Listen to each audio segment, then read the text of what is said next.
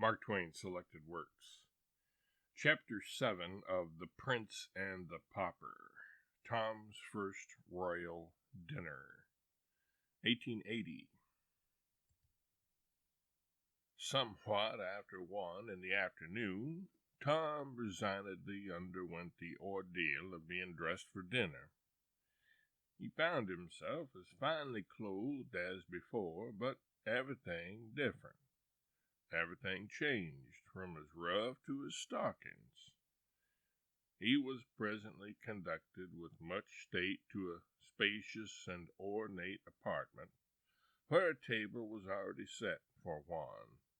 Its furniture was all of massy gold and beautified with designs which well nigh made it priceless, since they were the work of Benvenuto. The room was half filled with noble servitors. A chaplain said grace, and Tom was about to fall to, for hunger had long been constitutional with him, but was interrupted by my lord the Earl of Berkeley, who fastened a napkin about his neck. For the great post of diaperers to the Prince of Wales was hereditary in this nobleman's family. Tom's cupbearer was present and forestalled all his attempts to help himself to wine. The taster to His Highness the Prince of Wales was there also, prepared to taste any suspicious dish upon requirement, and run the risk of being poisoned.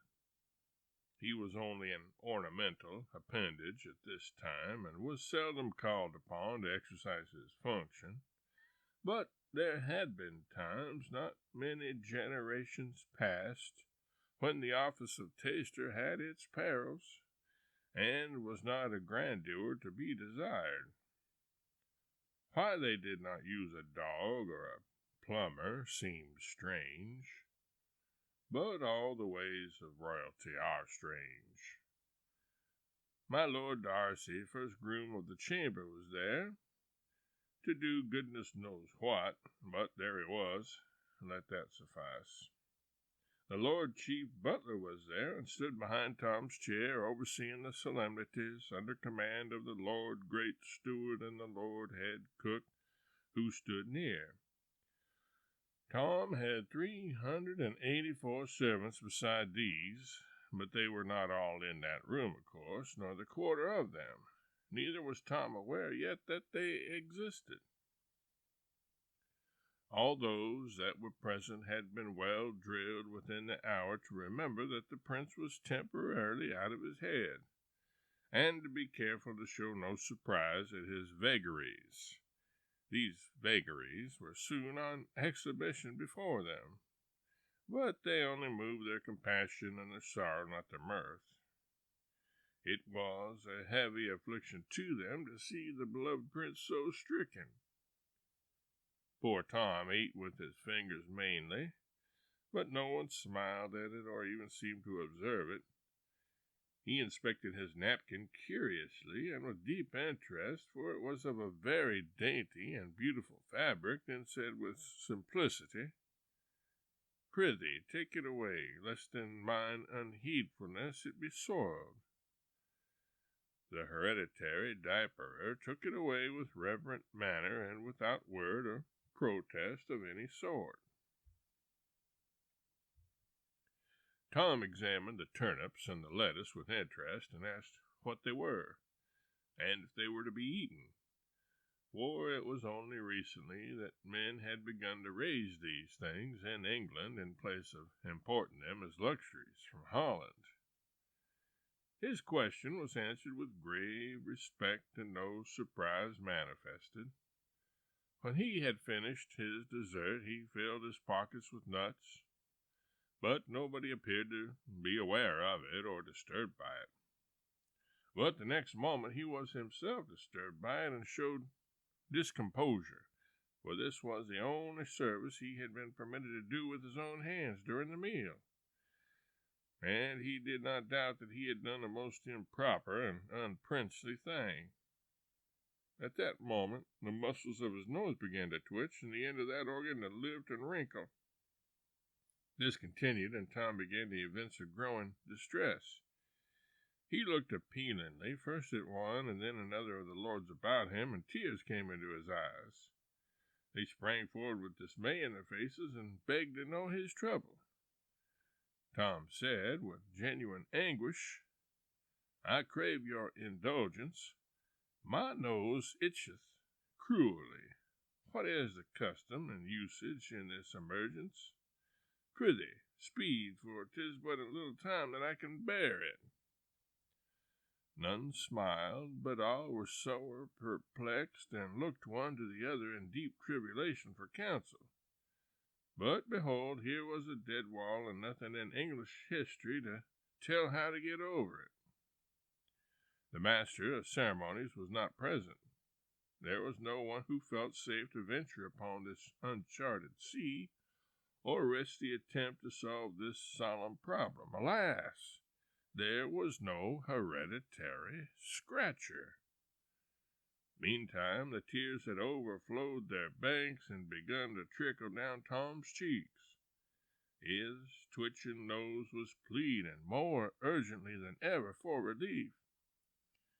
At last, nature broke down the barriers of etiquette. Tom lifted up an inward prayer for pardon if he was doing wrong, and brought relief to the burdened hearts of his court by scratching his nose himself. His meal being ended, a lord came and held before him a broad, shallow, golden dish with fragrant rose water in it to cleanse his mouth and fingers with, and my lord the hereditary diaper stood by with a napkin for his use. Tom gazed at the dish a puzzled moment or two, then raised it to his lips and gravely took a draught. Then he returned it to the waiting lord and said, "Nay, it lacks me not, my lord. It hath a pretty flavor, but it wanteth strength." This new eccentricity of the prince's ruined mind made all the hearts about him ache, but the sad sight moved none to merriment. Tom's next unconscious blunder was to get up and leave the table just when the chaplain had taken his stand behind his chair, and with uplifted hands and closed, uplifted eyes, was in the act of beginning the blessing. Still, nobody seemed to perceive that the prince had done a thing unusual. By his own request, our small friend was now conducted to his private cabinet and left there alone to his own devices. Hanging upon hooks in the oaken wainscoting were the several pieces of a suit of shining steel armor, covered all over with beautiful designs exquisitely inlaid in gold. This martial panoply belonged to the true prince, a recent present from Madame Pauper, the queen. Tom put on the greaves, the gauntlets, the plumed helmet, and such other pieces as he could don without assistance, and for a while was minded to call for help and complete the matter, but bethought him of the nuts he had brought away from dinner, and the joy it would be to eat them with no crowd to eye him, and no grand hereditaries to pester him with undesired services. So he restored the pretty things to their several places, and soon was cracking nuts, and feeling almost naturally happy for the first time since God for his sins had made him a prince.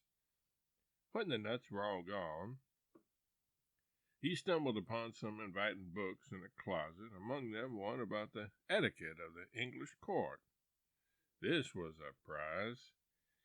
He lay down upon a sumptuous divan and proceeded to instruct himself with honest zeal. Let us leave him there for the present.